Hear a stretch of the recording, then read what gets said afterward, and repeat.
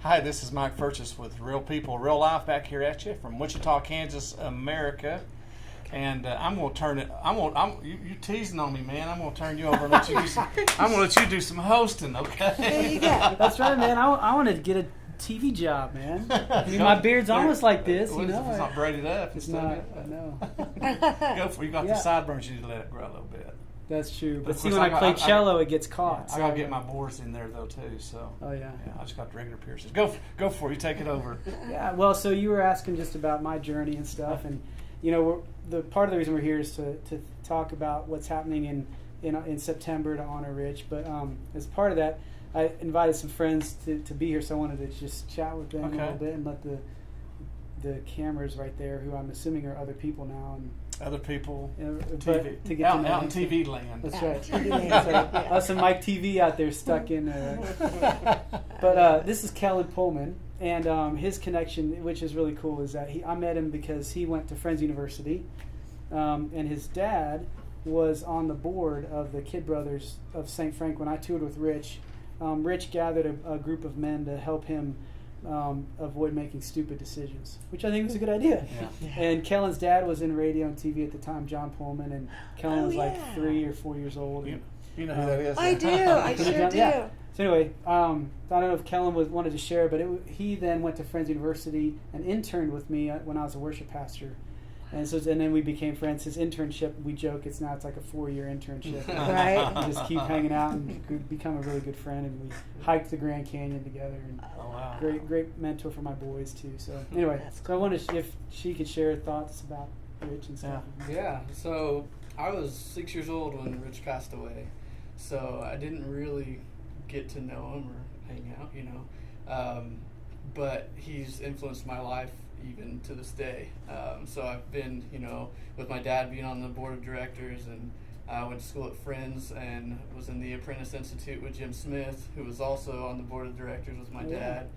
So I went to school there, and so a lot of people around me who were really close to Rich, and so that's influenced me in a big way. You know, and then after I went to Friends, while I was at Friends, did the internship with Eric, and so I've been lucky to be surrounded by the people that I've been surrounded with. How do you think that influenced you? How did that have an impact on you? Well, what was it in particular? I mean, all the people I've been around love Jesus so much, and so I've got to learn a lot from people. Rich in particular, I've learned a lot, you know, but one of the things I think that has affected me the most, influenced me the most, has just been what it means to know that you're loved by God, and how that changes your life and your outlook on life and every single action and thought you have. So in every way, it's changed me. We could probably expound upon that whole thing from Brennan, who was an influence, and the concept that we take so lightly, the love that God has for us. We think we have to do this or we have to do that, or that we can somehow come to the place. In reality of it is God loves us just as we are, who we are, and where we're at.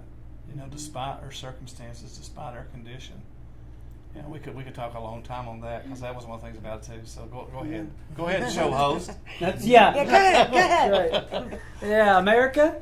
Yeah, go for it. So next, I want to introduce Maddie, and Maddie's a phenomenal young woman. She was last couple of years I've been in youth ministry at a church here in Wichita called Chapel Hill, and Maddie was in the youth program, and she sings amazingly well, and she's got these singing pipes like none other. It's awesome. So she's going to go with us out to New Mexico, right? Are you going to come? Right, in front of 1 million and plus people? Yes, I will be there. Yeah. All right, there. But sign my blood pack. yeah, that's right. But anyway, she just graduated this year and going to WSU, and she's, what I love about Maddie is not only is she gifted musically and she's got the brains of a doctor, but she also has a heart of compassion and asks deep questions. And so she challenges me, because how many times she'll ask a question in the youth group and I'm like, well, I'll have to get back to you on that one, because I don't even know the answer to that. So, but anyway, Maddie, I don't know if you want to share or not about your journey and being involved with your journey of faith, or how it's tied in with. Yeah, I can. Talk up, baby. So my first experience with, I guess, religion was camp when I was little, and my parents were they were raised. My mom was raised Catholic, and my dad had bad experiences with the church. He mostly ran into people who used the Bible to spread hate speech, and he just wasn't into it. So they both raised us to find God, not have God forced on us, which was very beneficial for me because I got to find God and I got to discover the magnitude of what God is and how incredible He is. And so I went to camp when I was little, and then we went to church for an Easter thing, and my brother invited me. He was like, "Yeah, you got to come hear the choir." So we went, and Chapel Hill Choir is amazing, and I was like, "Man, I want to be involved in that." So I went to a couple rehearsals, and then got involved with the youth, with our interim pastor, and then Eric came in. We were like, "Who's this guy with this eyebrow piercing?" Who did you hire? Crying out loud. Yes. And then he's just gone on to bless us and just been an amazing youth pastor. I don't think we could have asked for somebody better who could joke with the kids and get us involved and get us to be weird.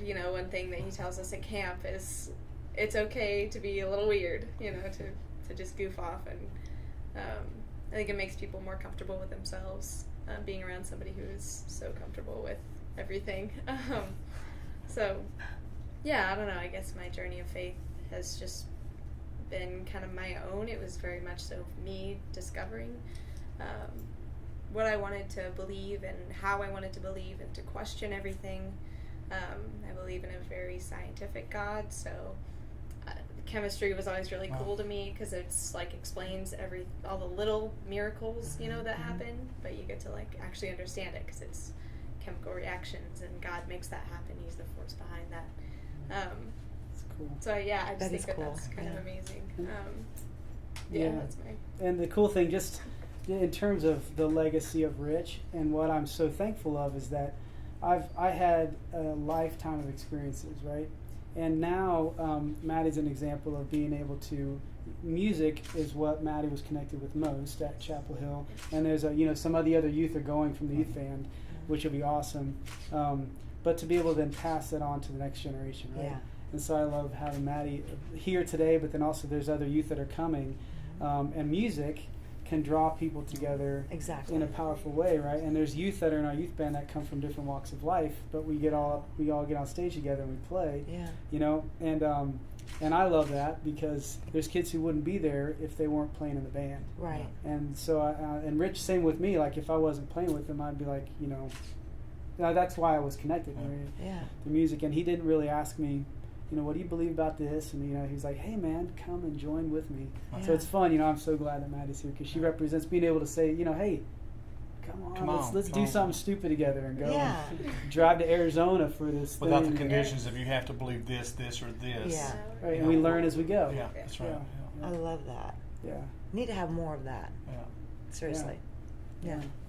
And so, lastly, but not leastly, this is my good friend Carlos Soto, and he's the one who helped teach me how to play dulcimer because I never knew until I moved to Wichita how to play, and this one was actually given to me, which was super awesome. Yeah. But Carlos, he's probably my favorite painting artist that I've ever seen and met, and does some amazing oil paintings and great musician, and he's. So I don't know if you want to talk about your journey and connection with Rich and music and. I was about 15, and I was just one of those kids just struggling. I didn't know how to have a relationship with God or anything. I was just hanging out, Right. and I just heard this Christian song on the radio, and it was one of Rich's songs, and I just kept listening to other songs, and then I started listening to about his life, and and it's just. When you're embodied by people who seem to have it all together, they know what they're doing, and you feel awful because you don't know what you're doing. You don't have it figured out. Yeah. And then you see somebody who is making music, loves God, and you're like, I think I want to be a part of that, or I want to, not necessarily what he was doing, but just part of that faith. Right. And when I accepted Christ in my heart, it was just, I think at first it was just praying that God would just create a hedge of security around me. And then after a while, it's basically praying that God just be with you, no security, if this is my last step, just God be with me. And it's just one of those things of seeing his life and seeing others, and I'm just more attracted to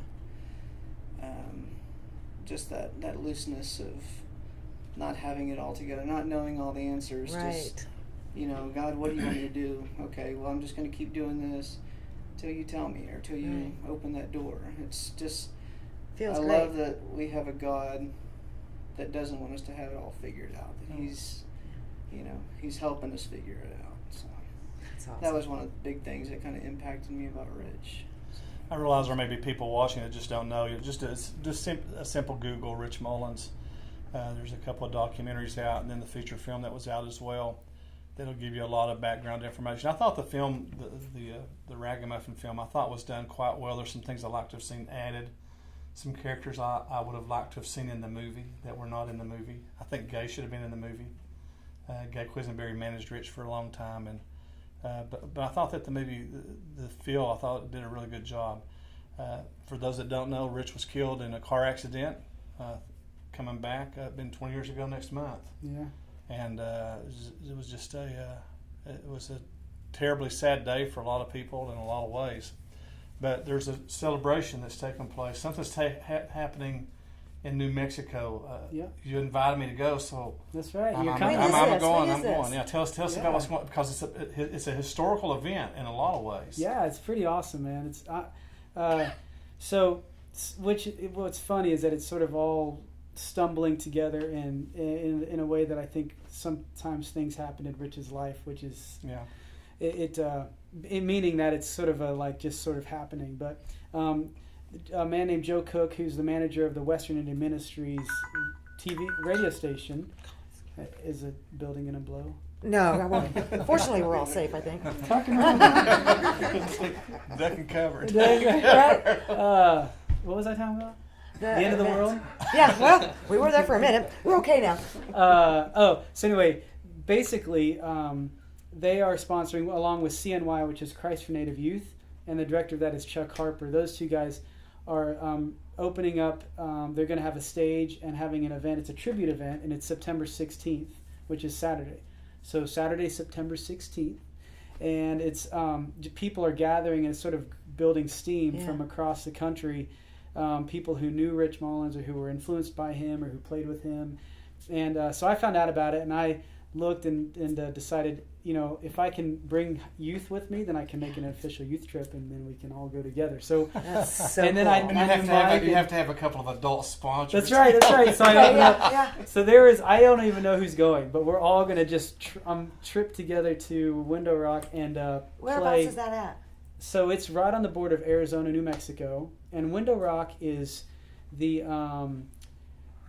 capital of the Navajo Nation. And so what's really cool is that on that tribal property, they haven't ever in the history of the tribe opened that up for an outside group who's not of the Navajo Nation to have any kind of an event. And so Cool. they have agreed to allow this event to happen because of the influence that Rich had in bringing value to the Navajo people and how much he loved them and So cool. and what a beautiful people they are and how they accepted him. And so there's going to be some Navajo choirs singing and musicians from around the country that are gathering, and Mike and what are we, the Rusty Cannons? Rusty Buckets. That's right. I forgot my name for a second. We've been together for years. I know, right? Dirty dishes. The Dirty Dishes, Rusty The Buckets. dirty whatever. dishes, yeah, that was pretty good too. And so the whole idea is just to honor him and to get together and celebrate his life, pointing to the God who saved him and who is continuing to save all of us in our journey. And it's happening at Window Rock. And the Window Rock it's a natural formation. where there's a hole in a rock formation out west, and it's really a mysterious place. And it really speaks of, I believe, the beauty of God, who is a mysterious, being that it's hard to understand all of what means to follow God. And so anyway, that's the gathering that's happening. It's a 20-year tribute to Rich. I want to go. It's September wanna go. 16th. So we're leaving Thursday night, the 14th of September, Okay. in vans. I'm Right. not sure how many. And we're just going to go together and stop part way and then go the rest of the way. So Okay. we're just kind of opening it up to see. I mean, there's folks from a number of churches going. It's going to be pretty eclectic, I think. So This is should be gonna pretty fun. cool. So Let's go to Colorado and go to Moon. if you're under 18, I'll have to have you sign a trial. Oh, you're so kind. Oh, can I pay you for that? That was pretty awesome. So we're going to take a quick break and come back, and the rusty buckets or dirty dishes or whatever the name happens to be at any given point in That's right, time. the bent spoons, They're going to do the song or two for us, and crooked toenails. then we're breaking from there. So again, you're watching Real People, Real Life here in Wichita, Kansas.